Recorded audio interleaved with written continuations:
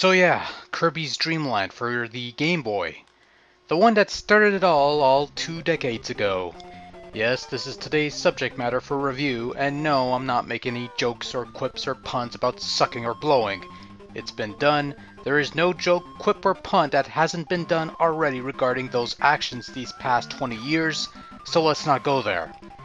Kirby's Dream Land is the prototypical model of Kirby as we know him today. A lot of the familiar tropes associated with the character are not featured in this debut title. There's no copy abilities, no sliding, no massive world maps, no bonus games, no animal friends, no epic yarn, no amazing mirror.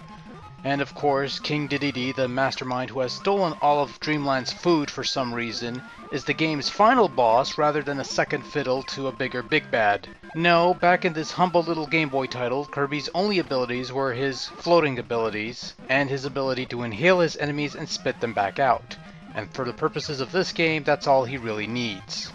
Control's pretty simple in Kirby's Dream Land. If you've played any of the other Kirby games, you'll have no problem getting into Kirby's Dream Land.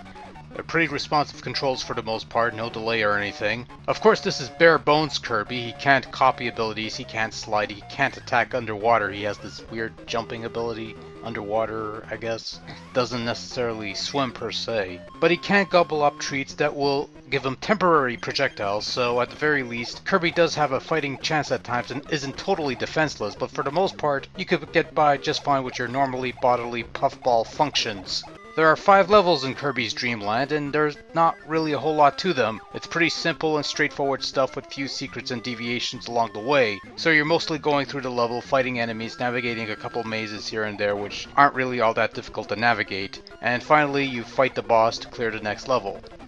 The only exception to the rule is the final level, which is sort of an endurance round where you fight all the 4 bosses before facing the final King Dedede fight, but other than that the game doesn't deviate from that formula.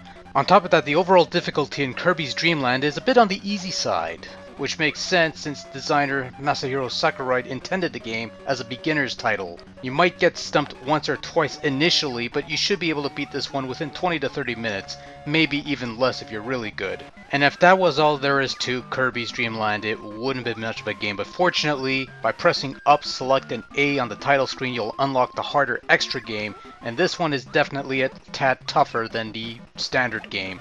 And that's all I'll really say on the matter. There's also a hidden configuration menu where you can adjust the number of lives, the maximum number of vitality points, and even listen to some of the sounds and tunes of Kirby's Dream Land. So you definitely have some hidden nice touches to give yourself that extra oomph to the overall challenge of the game.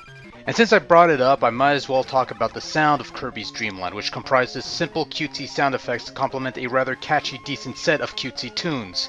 Suits the material, I suppose, but seriously, I like Dreamland's soundtrack. The tunes are quite pleasant to the ears, they're hummable pieces, and again, they suits the Dreamland world depicted in the game just fine. The sound effects are there, of course, the inhaling and regurgitating sounds are suitable, I guess. If nothing else, the overall sound quality is almost the same as the ones featured in the game's immediate NES successor, Kirby's Adventure, so you could argue that there's almost of an NES sound quality when it comes to the sound effects used in Kirby's Dream Land.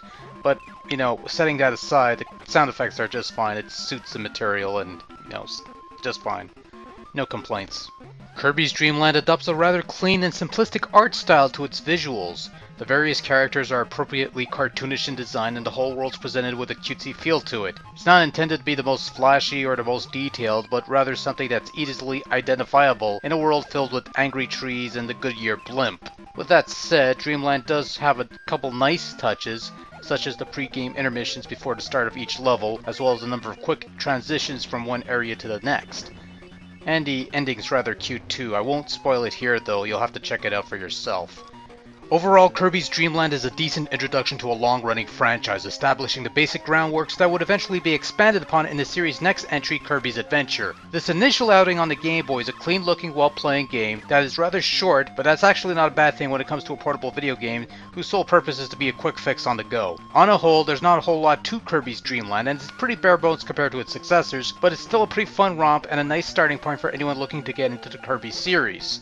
Good game, a bit short, a bit easy, but still pretty fun to play. Definitely one worth checking out for the Game Boy, or you could get it off the 3DS Virtual Console, or you could just wait until the Dream Collection comes out for the Nintendo Wii in September. Any way you look at it, Kirby's Dream Land is a nice quick romp, no complaints.